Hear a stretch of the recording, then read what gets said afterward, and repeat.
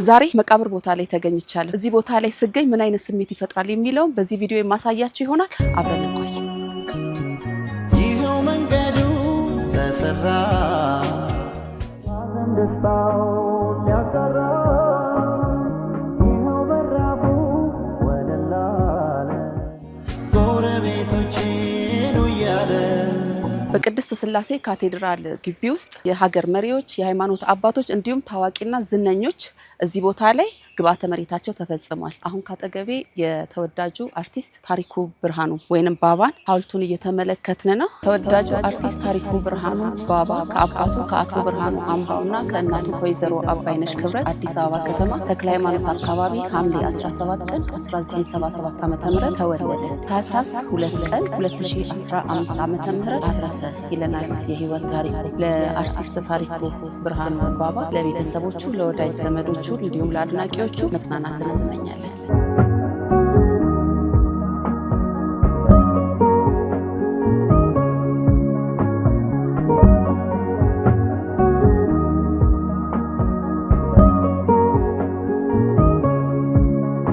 ከሁላችንም ልብ ውስጥ የማይጠፋው ተወዳጁ ድምፃዊ ማዲንጎ አፈወርቅ ከአባቱ ከአቶ አፈወርቅ መንግስቱና ከእናቱ ከወይዘሮ አገርነሽ ዋሴ ሚያዝያ 10 ቀን 1970 ዓ.ም በጎንደር አዘዞ ከተማ ተወለደ። እድሜው ለትምህርት ሲደርስ በደብረታቦር ከተማ ትምህርቱን ተከታተለ።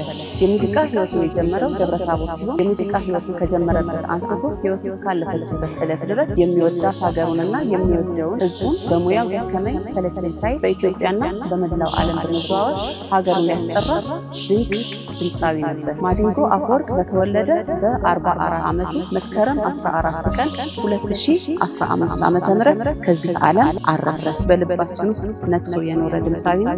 ስራዎቹ ደግሞ እናያለን።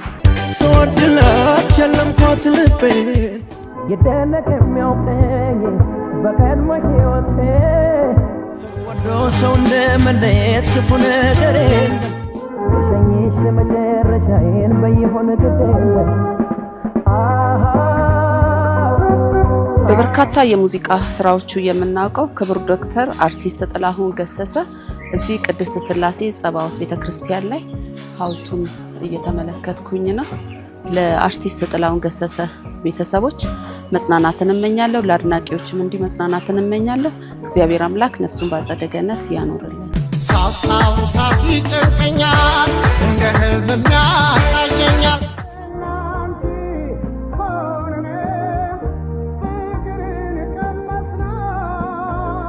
አንቺ ጤና ሆነሽ ፍቅሬ እኔ ጤና ያጣው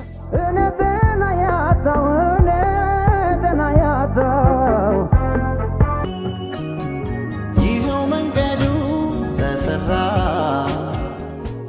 ደስታው ሊያቀራ ይኸው በራፉ ወለላለ ጎረቤቶቼን ውያለ የኢፌዴሪ ጠቅላይ ሚኒስትር የነበሩት ክቡር አቶ መለስ ዜናዊ ከ1947 እስከ 2004 ዓመተ ምህረት በዚህ ዓለም ላይ ነበሩ። ለሀገራችን በርካታ ስራዎችን የሰሩ በጣም ታላላቅ ሰዎች፣ የሃይማኖት አባቶችን እንዲሁም ደግሞ አርቲስቶች እዚህ አጥረ ግቢ ውስጥ አጽማቸው ይገኛል።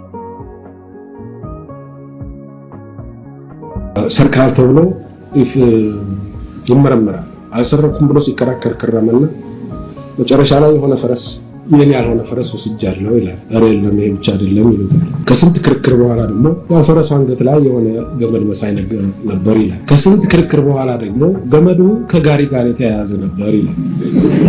ከስንት ክርክር በኋላ ደግሞ ጋሪው ላይ ወርቅ ተጭኖ ነበር ይላል። እና አሁን እነዚህ ሰዎች በኢሜይል እና በስልክ ከአሸባሪዎች ጋር ተገናኘን የሚሉት ፈረስ ብቻ ነው የነካሁት ብሎ ከዛ ወደ ገመድ፣ ከዛ ወደ ጋሪ፣ ከዛ ወደ ወርቅ እንደሄደ በኢሜይል እና በስልክ ምንድን ነበር የሚያወሩት? ስለ ዝናቡ ሁኔታ ነው የሚያወሩት?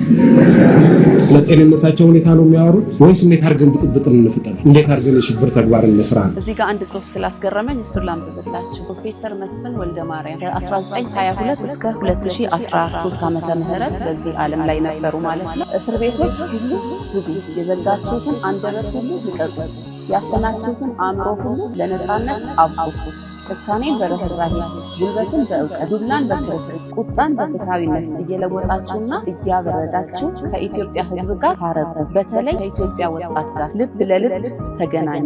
ነገ የወጣቱ ነው ይለናል እዚህ የፕሮፌሰር መስፍን ወልደ ማርያም ላይ ግብአተ መሬታቸው የተፈጸመበት ቦታ ላይ በተቀረጸው ሐውልት ላይ ያገኘሁት መረጃ።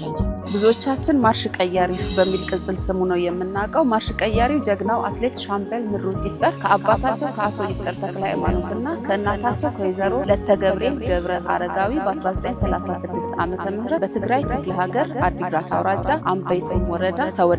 ለጀግናው አትሌት ሻምበል ምሩጽ ይፍጠር ቤተሰቦች፣ ወዳጆችና አድናቂዎች በሙሉ መጽናናትን እመኛለሁ። በቅድስት ሥላሴ ካቴድራል ግቢ ውስጥ ብፁዓን አባቶች ከዚህ ዓለም ድካም ሲያርፉ እዚህ ቦታ ላይ ነው እረፍታቸው የመጨረሻ ቦታቸው የሚሆነው ማለት ነው።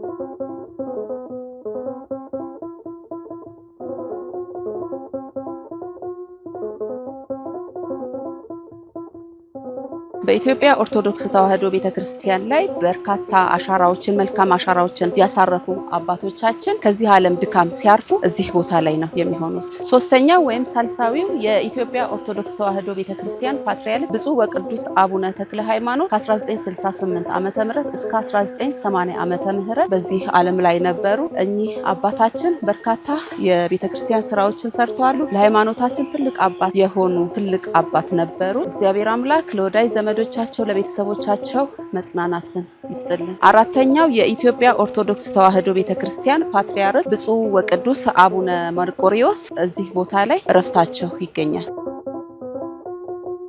አምስተኛው ፓትርያርክ ብፁዕ ወቅዱስ አቡነ ጳውሎስ ፓትርያርክ ርዕሰ ሊቃነ ጳጳሳት ዘኢትዮጵያ ሊቀ ጳጳስ ዘአክሱም ወጨጌ ዘመንበረ ተክለ ሃይማኖት የዓለም አብያተ ክርስቲያናት ፕሬዝዳንትና የዓለም ሃይማኖቶች ለሰላም የክብር ፕሬዝዳንት ከ1928 እስከ 2004 ዓመተ ምህረት እዚህ ምድር ላይ ኖረው ነበረ። አሁን እኔ ከእናንተ ፈቃድ አግኝቼ ነው የቀድሞ የኢትዮጵያ ጠቅላይ ሚኒስትርን መቃብራቸውን ያየሁት፣ እንዲሁም የሌሎችን የአርቲስቶችን ማለት ነው።